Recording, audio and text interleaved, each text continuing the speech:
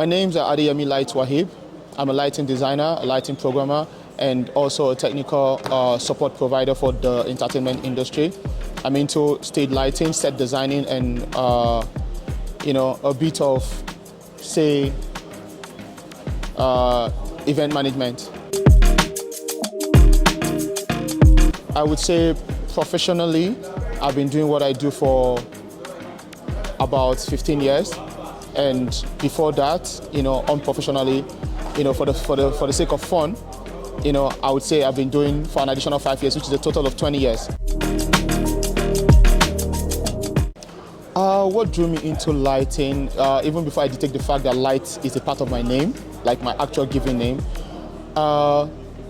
First, it was about sound and my love for music and good music. That's what, drew me into this. And then I love colors. I love playing around with colors. I'm also an art collector. I love art. So, I just love playing around with colors and then how colors enhance performance and, enable things to look good. So that was what dragged me into, focusing into light designing and the rest of it. And as time goes, it was all first for the love of it, not for the profit, for the love of it. So as time goes, I decided to make it a business and a way of life, and presently earning a living from it. Okay, so my first paid job, I was paid $5K, and to be honest, for a mommy's boy, for a child, for someone that loves his mother so much, I'm sure 90% of that money went back to my mom. I was so excited that I got paid for something something I was doing for the love of it, for fun. And someone like, oh, this is your pay at the end of the day. It felt like it felt like a joke. It was early 2000. It felt like a joke, and I'm like, $5K, and all I wanted to do was to get home.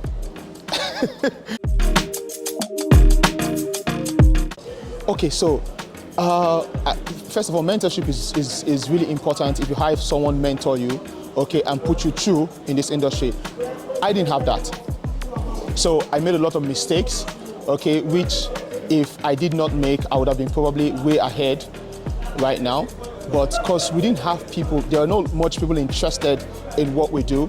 So, we learned on the job, we made the mistake, we got burnt, and we retract and say, okay, this was the wrong way to do it, let's do it this other way. So we had a lot of trial and error, okay, in our time. But presently, there are different means of people learning and getting, to be mentored by people. A lot of people working with me right now, most showed up as security guys, most showed up as just loaders, most showed up to just like, guy, can I just, push stuff around?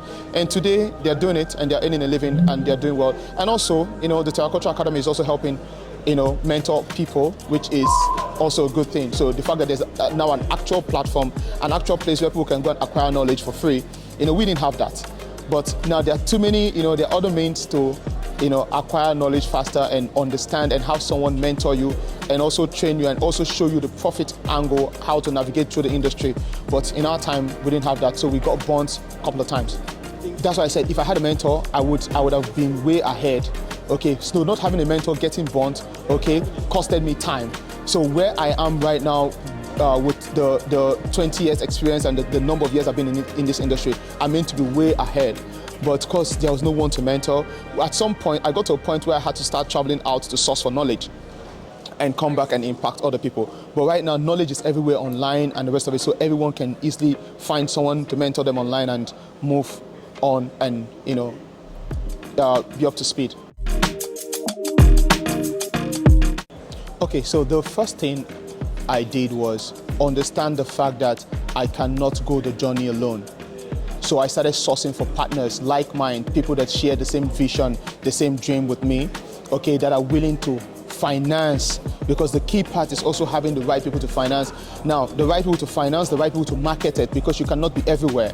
Okay, so I realized that if I want to go far, I cannot go alone. So I started sourcing for people to partner with, okay, people that believed, people that liked. So for instance, you say, I like what you do. I'm like, okay, you do not have the strength or you do not have the capital to finance, but you know people, so we'll push you to the marketing aspect where you talk to people, okay, for us and help market the brand. So it was more about finding the right people to partner with. That's what I did. Find the right people to partner with and then, find the right people that believe in the brand to also rebrand, and also setting a standard, okay? Setting a standard that no matter what it takes, you do not compromise on that standard, not for the sake of funds, not for the sake of friendship or whatever, maintain the standard. It was a bit difficult maintaining a standard because having to market what people don't really know and also maintaining a standard with it was a bit, challenging. But with time, we looked for the right platforms that had good media reach, and we keyed into those platforms, which is part of the reason why I keyed with Trace. Because Trace puts out everything I do on TV, so I keyed with Trace. It was more like a good partnership for publicity. And when people reach out, I'm like, I like what you did for Trace. Can you do it for us? That now helps us get the money. So we'll trade one to profit from the other. That's what we did.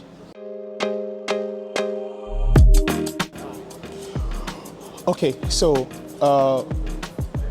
upscaling, which upscaling is upscaling the actual brand you have. Upscaling is upscaling and diversifying into other things. That is where partnership comes in. You cannot be 100% good at everything. Entertainment is really big.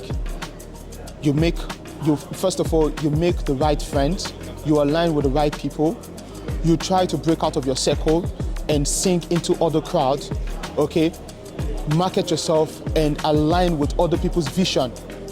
For people that have like mine, other people's vision for a common profitable goal. Align with people that are not too greedy. That's another thing. So we just most of the time we actually partnered with the wrong people at some point.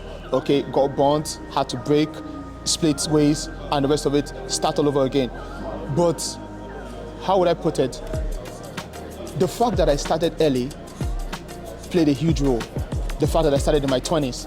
So it played a huge role. I had time to make mistakes, learn, and move on.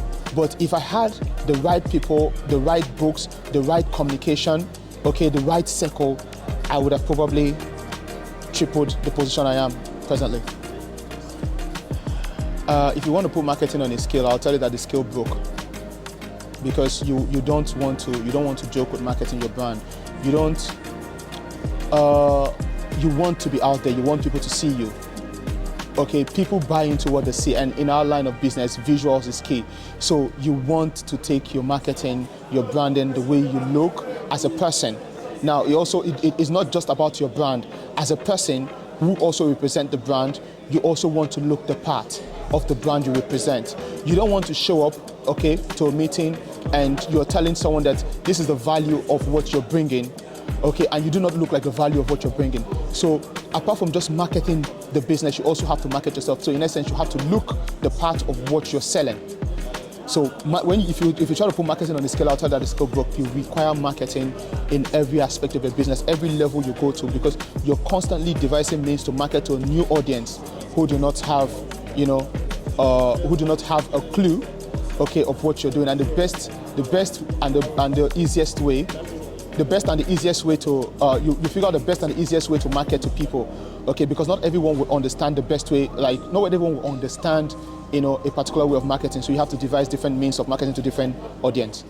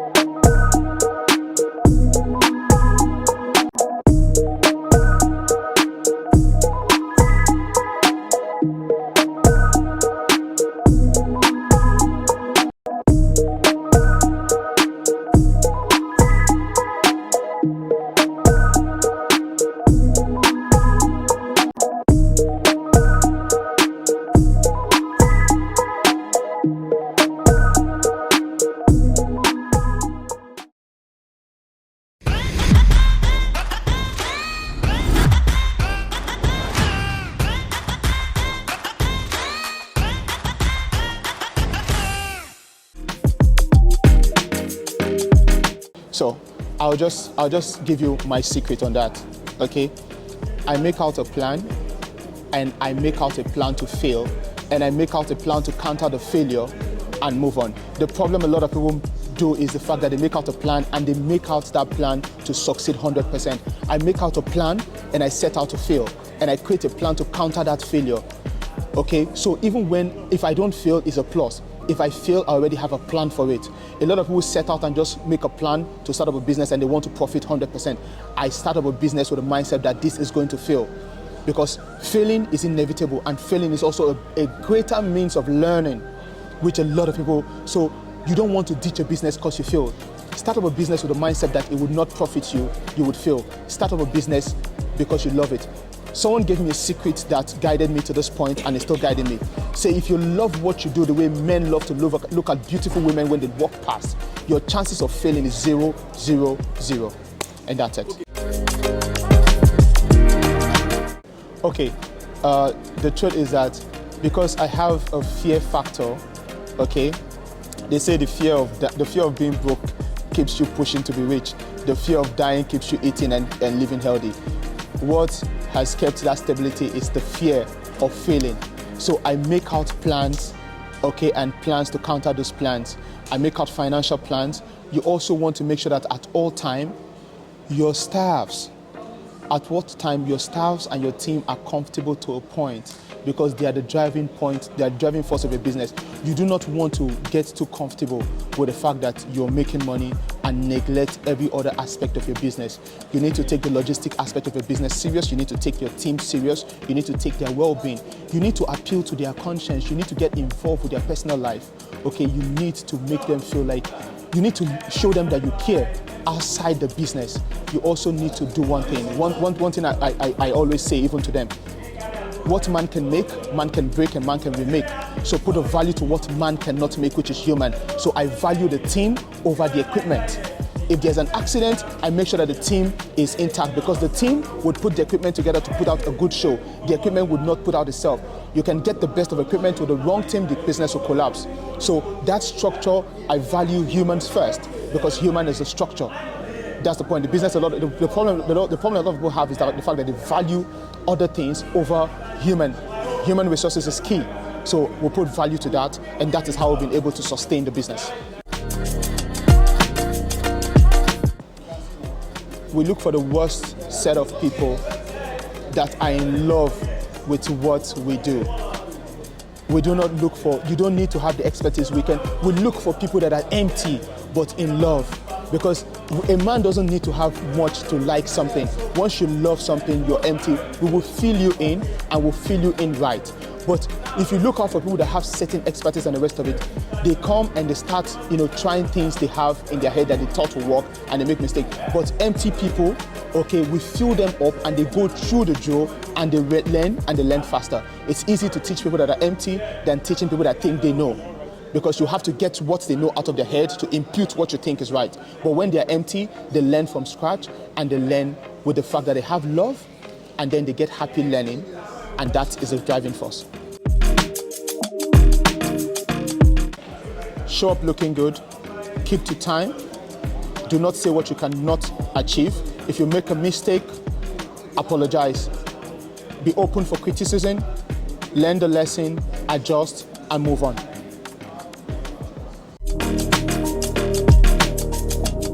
Okay, if you want to succeed, if you do want to succeed 100% in life, be open to partnership, be open to failure. Feel free to fall, but fall with your back against the ground. Look up, stretch out your hand, pick yourself up, and keep moving. Failure is not a death point.